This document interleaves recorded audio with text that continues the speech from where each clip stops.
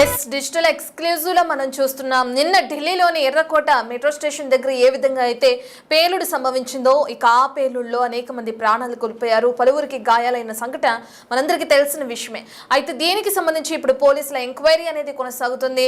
ముమ్మరంగా అక్కడున్న పోలీసులు కానీ సిబ్బంది కానీ దర్యాప్తు కొనసాగిస్తున్నారని చెప్పుకోవచ్చు. మనం బిగ్ టీవీ స్క్రీన్ పైన చూస్తున్నాం. ఎవరైతే I-10 కారులో వచ్చి ఈ పేలుడికి సంబంధించి లేదంటే దాడికి సంబంధించి పాల్పడిన వ్యక్తిని మనం బిగ్ టీవీ స్క్రీన్ పైన చూస్తున్నాం. ఢిల్లీలో భారీ పేలుడు సంభవించింది. ఎర్రకోట మెట్రో స్టేషన్ వద్ద కారులో పేలుడు సంభవించినట్లుగా కూడా మనం చూస్తున్నాం.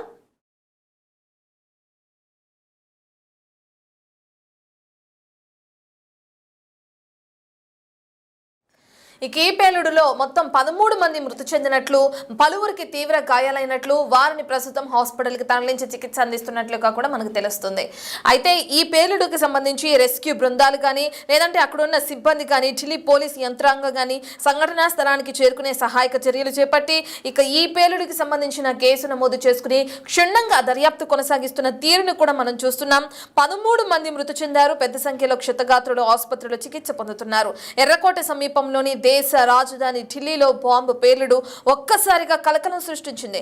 అయితే ఈ బాంబు పేలుళ్ల ఘటనలో దర్యాప్తు అనేది ముమ్మరంగా కొనసాగుతుంది. ఇన్వెస్టిగేషన్ లో సంచలన విషయాలు వెలుగులోకి వస్తున్నాయని మనం చెప్పుకోవచ్చు.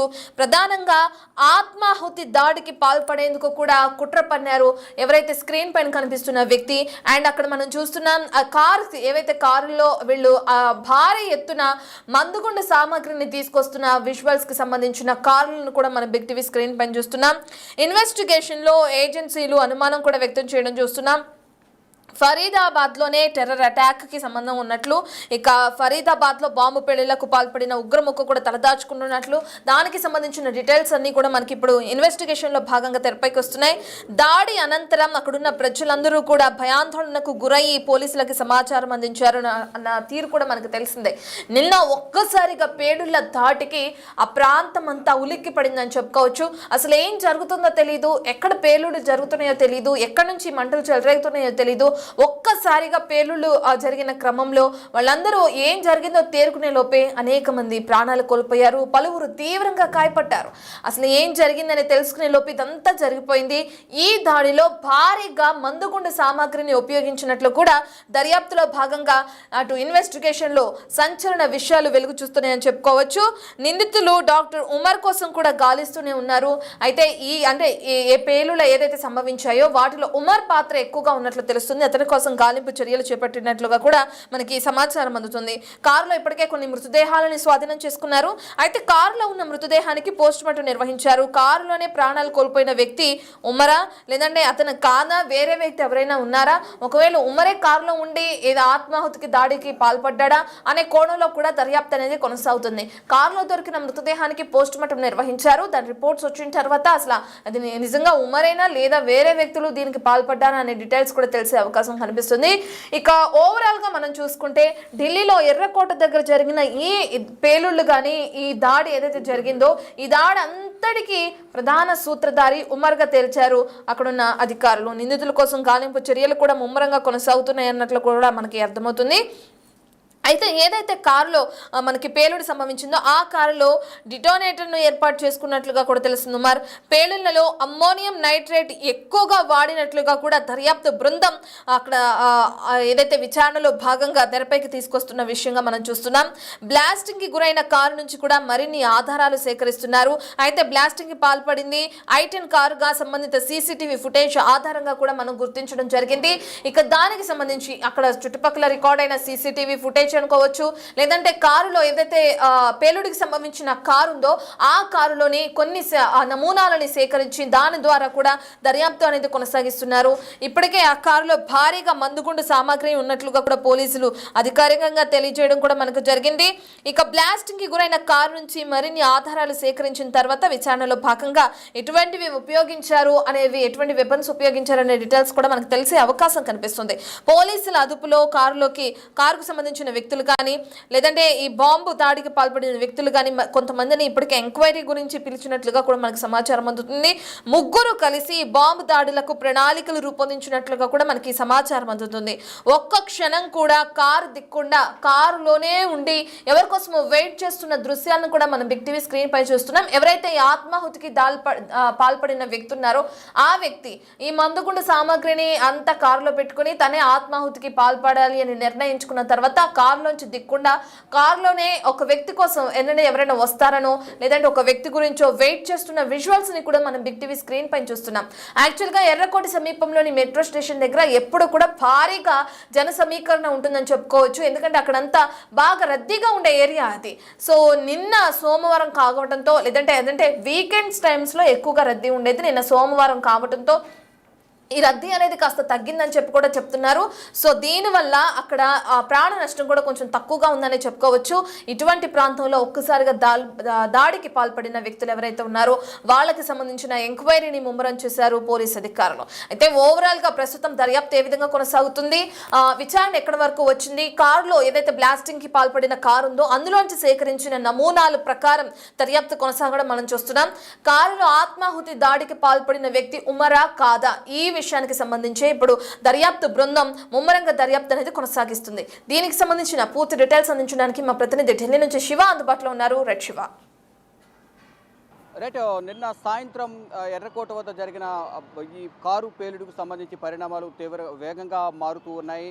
అనేక అనుమానాలు వ్యక్తం చేస్తున్నారు. అనుమానాన్ని నివృత్తి చేసేందుకు నిన్న సాయంత్రం నుంచి కూడా కేంద్ర హోంమంత్రి అమిత్ షా అధికారులతో సమీక్షా సమావేశాలు నిర్వహిస్తున్నారు. మరోవైపు ఘటనా స్థలంలో మొత్తం ఎన్ఐఏ కానీ మరోవైపు యాంటీ టెర్రరిస్ట్ స్క్వాడ్, ఇటు ఢిల్లీ స్పెషల్ టాస్క్ ఫోర్స్ అంటే స్పెషల్ సెల్ పోలీసులు, ఇతర ఎన్ఎస్జీ కానీ ఎఫ్ఎస్ఎల్ కానీ బృందాలను కూడా అక్కడ సంఘటన స్థలానికి వచ్చి అన్ని విధాల దర్యాప్తు చేస్తున్నారు. అక్కడున్న శాంపుల్స్ సేకరిస్తున్నారు.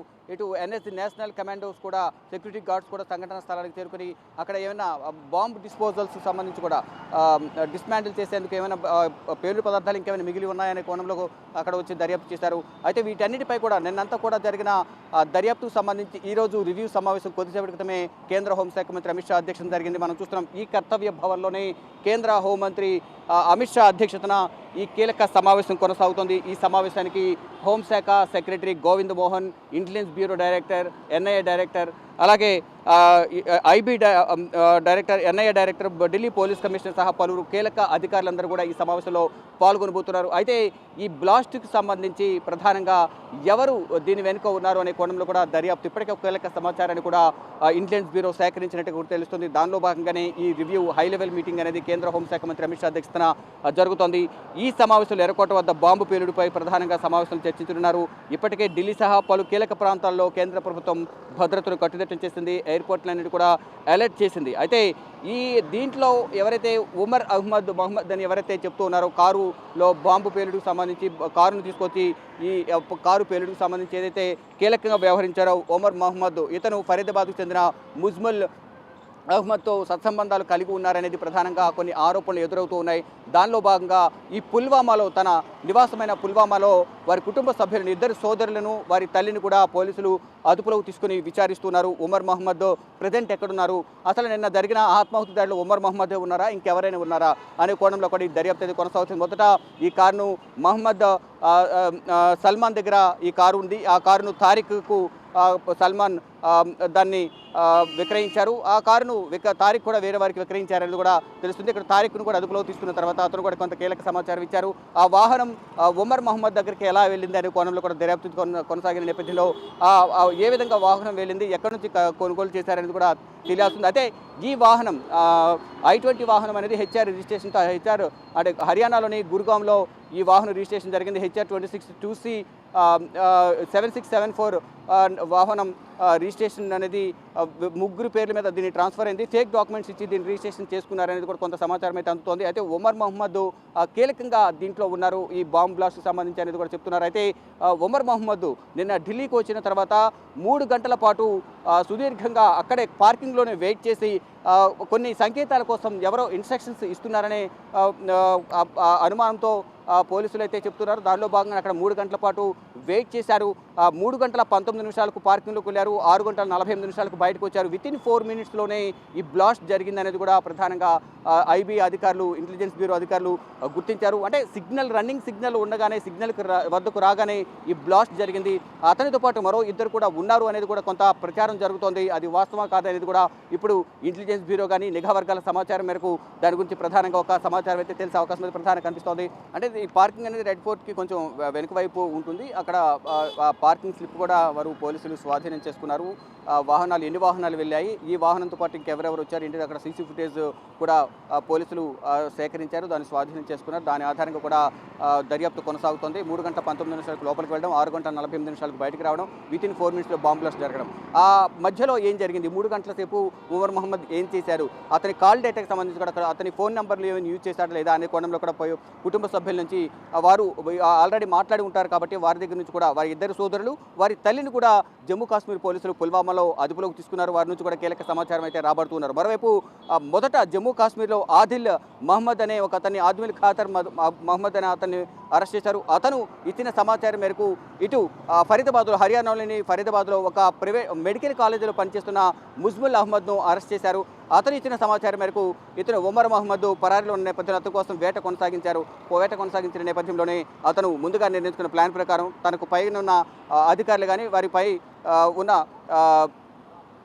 ఇన్ఛార్జి కానీ ఎవరైతే ఉంటారో వారి పైన ఉన్నవారు ఇచ్చిన ఇన్స్ట్రక్షన్స్ మేరకు ఈ పేలుడు జరిగి ఉండొచ్చు, పేలుడుకు సంబంధించి బ్లాస్ట్ చేసి ఉండొచ్చు కారులో అనేది కూడా ప్రధానంగా చెప్తున్నారు. అయితే ప్రత్యక్ష సాక్షులు కూడా ఈ గాయపడిన వారు కూడా చెప్తున్నారు. ఆ పేలుడు సంభవించిన సందర్భంలో కారులో కూడా పేలుడు పదార్థాలు ఉన్నాయి అనేది కూడా ప్రత్యక్ష సాక్షి కూడా హాస్పిటల్లో ఉన్న వ్యక్తి కూడా చెప్తూ ఉన్నారు. అయితే వివిధ కోణాల్లో అయితే ఇక్కడ దర్యాప్తు అయితే కొనసాగుతోంది. అంటే కేవలం ఒక రెడ్ ఫోర్ట్ వద్దే ఈ బాంబ్ బ్లాస్ట్కు ప్లాన్ చేశారా, ప్రణాళికను సిద్ధం చేశారా, ఇంకా వేర్వేరు ప్రాంతాల్లో ఏమైనా ప్లాన్ చేశారని చూడాల్సింది. కానీ ఈ ఢిల్లీ వ్యాప్తంగా కూడా ఢిల్లీ ప్రజలను భయభ్రాంతులు గురి చేసే విధంగా కూడా ఒక ప్లాన్ చేసినట్లుగా కూడా ఇప్పటివరకు అరెస్ట్ చేసిన వారందరి నుంచి వచ్చిన సమాచారం మేరకు ఇంటెలిజెన్స్ నిఘా వర్గాల వద్ద సమాచారం అవుతుంది. ఏదైతే ఫరీదాబాద్లో ముజ్ముల్ మహమ్మద్ ఎవరైతే ఉన్నారో ముజ్ముల్ ఇచ్చిన సమాచారం మేరకు అతని నివాసంలో ఏదైతే 360 కేజీల అమోనియం నైట్రేట్ కానీ, మరోవైపు 2900 కేజీల ఈ రసాయన పదార్థాలు ఏవైతే ఉన్నాయో బ్లాస్ట్కి సంబంధించిన మందుగుండుకు సంబంధించిన ఈ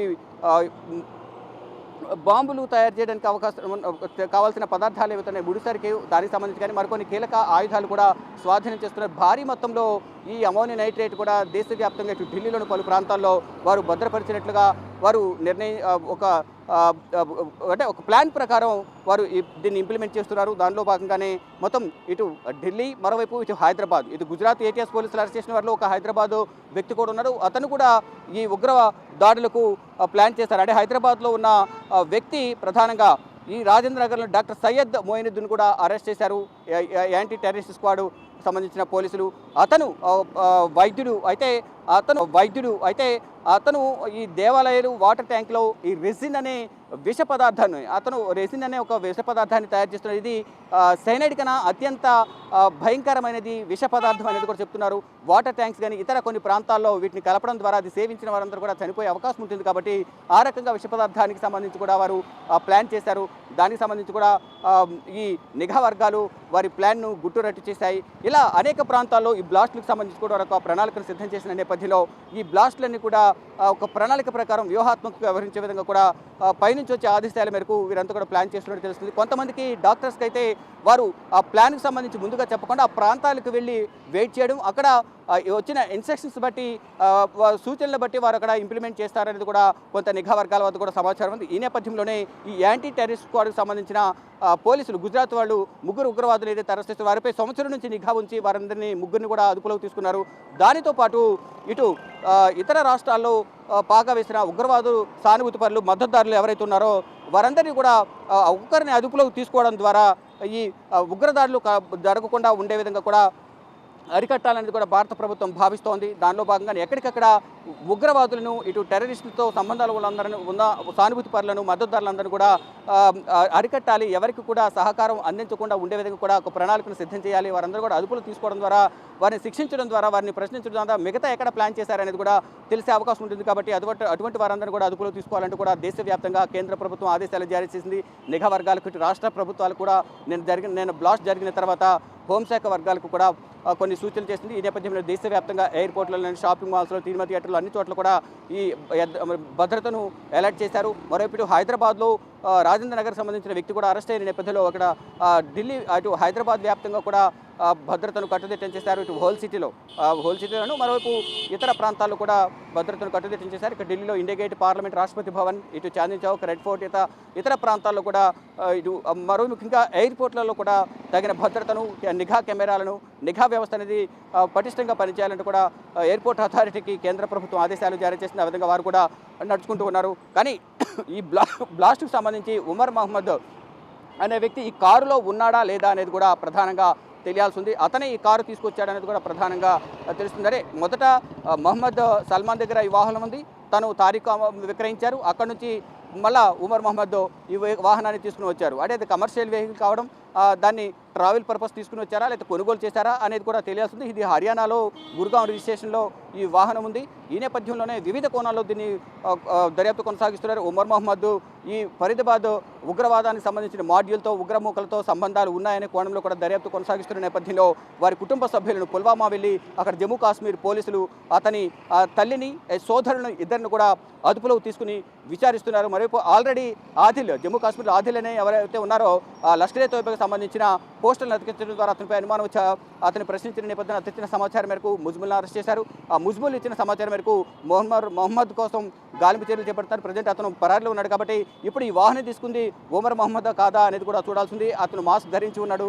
ఇక వారి కుటుంబ సభ్యులు ఇచ్చిన సమాచారం మేరకు కానీ వారితో ఉన్న కాల్స్ ట్రాక్ రికార్డు, అంటే కాల్స్ చేసిన తర్వాత డేటా ఉంటుంది కాబట్టి దాన్ని తీసిన తర్వాత కాల్ రికార్డ్స్లో ఏముంది, చాటింగ్ ఏమైనా జరిగిందా ఏంటి అనేది కూడా కుటుంబ సభ్యులు ఇచ్చిన సమాచారం మేరకు అతను ఉమర్ మహమ్మద్ కాదనేది కూడా ధృవీకరించాల్సి ఉంది. అయితే అంటే ఈ బ్లాస్ట్ జరిగిన తర్వాత పరిణామాలను కూడా ఢిల్లీలో వేగంగా మారుతున్నాయి. ఒకవైపు చాందీ చౌక్ మార్కెట్ అంతా కూడా నార్మల్గానే ఉంది. జనజీవనం సాధారణంగానే వారి కార్యకలాపాలు కొనసాగిస్తున్నారు. కానీ కొంత దూరం వరకు మాత్రమే వాహనాలు అనుమతిస్తున్నారు. అక్కడ నుంచి అందరూ కూడా కారులు నడికనే లోపలికి వెళ్ళే చాందీ చౌక్ మార్కెట్లోకి వెళ్లేందుకు కూడా పర్మిషన్ ఇస్తున్నారు.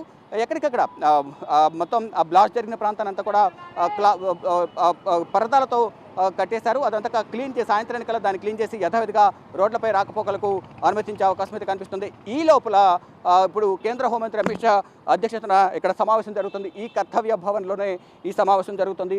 ఈ సమావేశంలో ఏం జరిగింది, అంటే దీని వెనక ఎవరున్నారు ఏంటి అనేది కూడా ఒక అధికారిక ప్రకటన అయితే అమిత్ షాతో జరిగే రివ్యూ సమావేశం ముగిసిన తర్వాత ఈ ఐబీ చీఫ్ కానీ, ఎన్ఐఏ చీఫ్ లేదా కేంద్ర హోంశాఖ కార్యదర్శి గోవింద్ మోహన్ కానీ దీనిపై ఒక అధికారిక ప్రకటన చేసే అవకాశం అయితే కనిపిస్తుంది. అయితే ఈ దాడికి సంబంధించి ఇప్పటి వరకు కూడా ఏ ఒక్క ఉగ్రవాద సంస్థ, జైషే మహమ్మద్ కానీ, లష్కరే తోయిబా కానీ, హిజ్బుల్ ముజాహిద్దీన్ కానీ, ద రెసిస్టెంట్ ఫోర్స్ కానీ ఎవరు కూడా ఈ కారు బాంబు బ్లాస్ట్కి సంబంధించి ఎవరు కూడా అధికారిక ప్రకటన చేయలేదు.